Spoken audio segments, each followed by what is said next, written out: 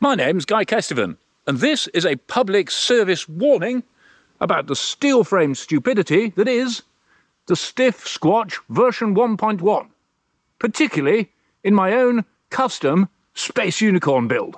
Because I want to make it abundantly clear that this bike, and I'm not just talking about this silly fruit salad sweetie colourway or the 6-year-old girl sticker kit that I've put on it, because there are much more subtle, aesthetically pleasing paint options.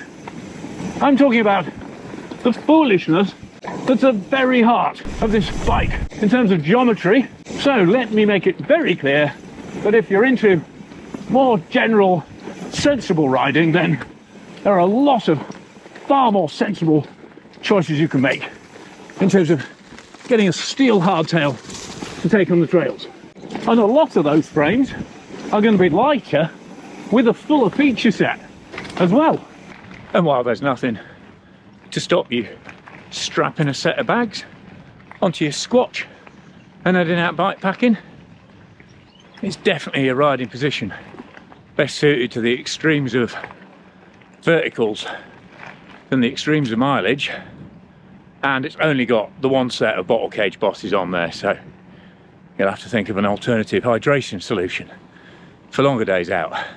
Plus, but having lined up that little joke full suspension bike at the steps for the kind of build to get my arse kicked, what I can tell you comes in at is that Sam and the team a lot have managed to put that like your first night custom boarding school UDH on steppy sections drop out into like this bike, which is what makes the difference between this and the old Squatch, without affecting the phenomenally smooth and sprung ride from that leaf spring rear end. So even by steel hardtail standards, this is an exceptionally smooth and compliant back end. Kind of that sinewy old school steel style ride, noticeably more sort of fluid and flexy than something like that Cotic Solaris that I've been riding recently. The only thing you do have to watch out for is that super low BB, because even with 165mm cranks in there, I am not getting much in the way of ground clearance. So if you're knocking into steps like this on a regular, the Squatch might be off your hit list as well. And while it's a lovely smooth flowing ride, and obviously rolling speed depends on what tyres you fit, and at 13.5 kilos, this isn't a heavy build. If you don't want to play with your personal positioning set squares too much, that 78-degree seat angle is going to take some getting used to. Even though, well, it's kind of my nature to adjust to things quickly. Even on the first ride, what felt weird for the first few minutes now feels totally fine. In fact, it feels great for slight techie climbing situations like this.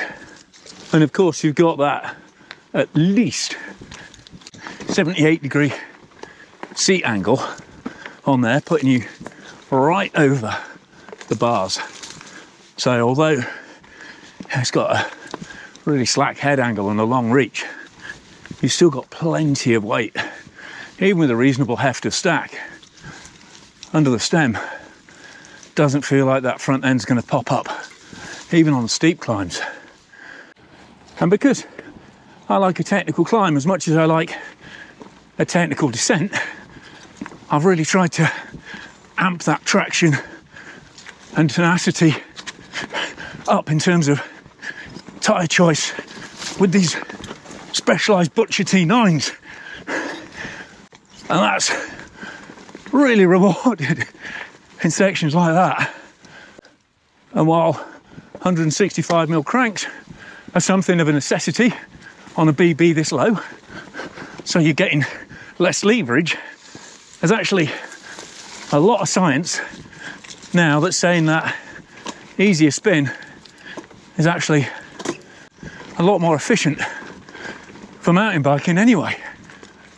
And then you've got instant engagement from that Industry 9 hub. You can hear buzzing away in the background. You've got a very clean and precise feel from those big Hope bars and that new trail stem. And these Hope cranks, they're a lot stiffer than the first one. So again, really positive pedal feel when you're pushing through the pink. And I don't know if you've ever noticed, when it comes to kind of trialsy style balancing, it's actually always easier to kind of track stand a slightly flexier bike. Don't know why. Spent a lot of time loitering at traffic lights in towns, realising that a bit of twang goes a long way in keeping you centred. And added to this geometry, that means this is a proper little hop and pop player. And of course, having that T-type rear mech, courtesy of that UDH hanger, means you can shift even under max power without worrying about knacking things up. So while, you know, a super light carbon hardtail might be more sense for conventional climbs and getting your Strava comms, if your idea of winning going uphill is cleaning the unclimbable, then this Squatch, presuming you can cope with the pedal clearance, should be right up there. But while it's way better at going up than you might expect, what it's really built for is going down. Because while those extreme angles are awesome for going up, they're also fantastic for dropping down the silly steep stuff as well. That 64-degree head angle and 480mm reach just make for a super planted, stable ride.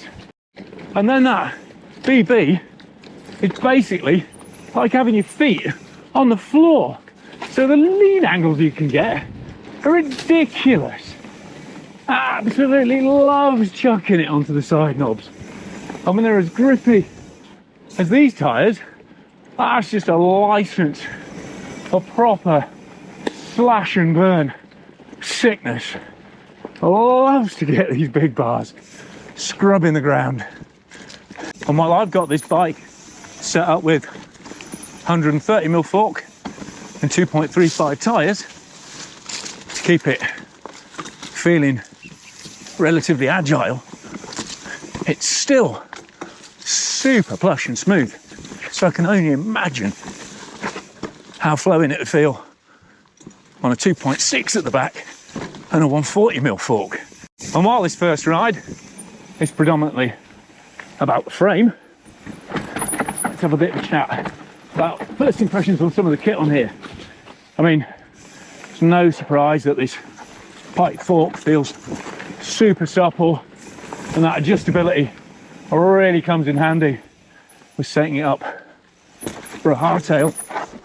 Super plush, controlled, and it's just a great match for this kind of bike, and it's 130mm stroke I've got it set up for too, so it really is in the sweet spot, not just descending but also rolling up. Another crank strike. And then these XCR brakes are new to me, but I have to say, even before they're properly bedded in, putting that 4-pot caliper on these carbon levers makes for a proper pokey controlled stuff. But as a word of warning, they do sit a long way out from the bar in terms of bike point, or at least mine are at the moment. And obviously you haven't got that bike point adjust that you've got on the Tech 4 lever. So definitely a distinctive, almost got it, Mugura-like feel through these levers. But, you know, it's a lightweight, powerful down country bike. I think these are going to be amazing. And then these bars, definitely the stiffest part of the bike. Because like I say, this frame's pretty ductile, and the wheels are actually pretty smooth too, as are the tyres. So this hand-woven a Lancashire crowbar out front is a real stiffener-upper in engineering and ride field terms. And having the peace of mind of those reserve wheels with that lifetime warranty is just a real confidence boost in terms of not worrying about replacing them when you're hitting rockier stuff at speed, because that long, low geometry that works so well in the steeps is just as encouraging of foolish behaviour when the geology starts getting belligerent. And because carbon rims are light as well, it really helps with the pep and responsiveness of this bike when you're hustling it cross country, or just, you know, stopping and starting with accelerations in an XC styly. And while those slim rear tubes definitely suck up some watts if you're really stomping it, and these tyres feel like hot glue on the road, you just keep these little Hope kiddie cranks spinning. It's actually a really perky, enjoyable little tempo climber. It's just been great getting back to that no car, not far, but very nah stuff that, you know, I used to ride on hardtails decades ago. And kind of full suspension has taken a lot of the fun out, or just made it so fast that it's not just dangerous to me, it's dangerous to anyone I'm sharing the trails with. I'd rather have a bike that keeps my speed in check but delivers all the same thrills and keeps things fun and challenging while still providing serious safety margin of modern geometry and compliant traction. God, that sounded like a right hype pitch. Do apologise, even if it's true. But whatever candy coloured option you choose, from blackjack, fruit salad here, or the very subtle silvery glacier mint, the sweet shop this Stif Squatch really wants to get its hand into is this classic kind of perilous pick and mix, random, rowdy, rocky, alliteration strewn descent, like down here in Burke's Crag. Whee! And for sure it's a lot slower than going full send on a full sus, but it's just a different sort of riding, and one that's just super rewarding. And the guys who know how to ride a hardtail will have absolutely flown that anyway, rather than mincing it like me, because I haven't done that in donkey's years. But in terms of smoothness, both ends from fork and frame, this Squatch, properly remarkable. And that 200mm dropper is again a massive help. Never used to see the point of a super long stroke dropper, but knowing you've got huge amounts of saddle drop when you're dropping in is definitely a real boost for letting your shorts swing low on the sketchiest single track. And together with that 80mm BB drop, which means the whole bike super low and centered. So there you go. That's my first ride. It's actually a couple of rides, but never mind, spliced them together. My first ride review of has to be one of the most ridiculously radical bikes I've ever ridden, from literally thousands I've tested over the years. But I can remember chatting to Jim when he was campaigning for the more extreme parts of the geometry set, on this bike with Sammy at Stif, and he was like, if we're going to go for it, we should go for it. And they have, and I think that's brilliant. Yeah, there are already as many outraged comments in on the YouTube build video, so make sure you watch that, about the BB drop, that 80mm BB drop, as there are about my sticker set. And you know, even in one of the more pedestrian colorways, this bike is, like I said at the start, it is definitely not for everyone. I mean, the cranks, you know, that crank clearance, let's be honest, that is a real issue. Or in rocky places around here. I mean, I've already battered these 165mm cranks, so with a longer crank, that's going to be messy, even messier. And don't even think of putting a carbon crank on this bike. It's just going to get destroyed in about 10 minutes flat. And it's a relatively heavy frame, and even with short chain stays, those bladed seat stays mean it's a bit of a soft pedaler if you're really cranking out the wattage.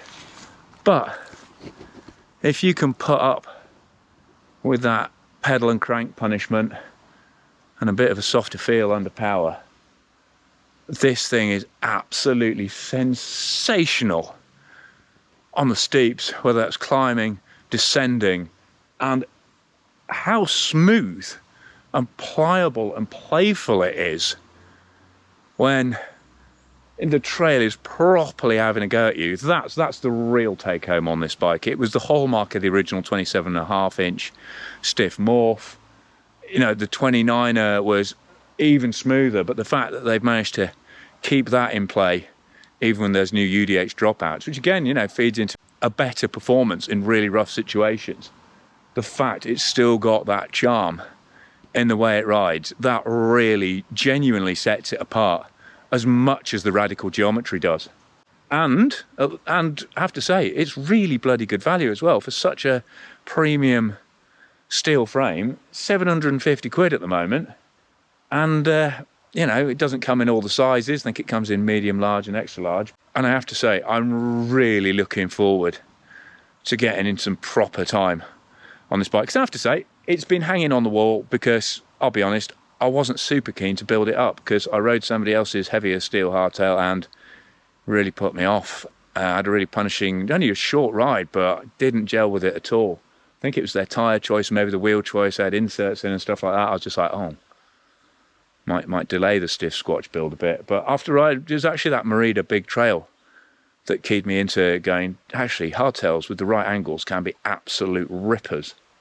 And this takes it even further in terms of smoothness and capability.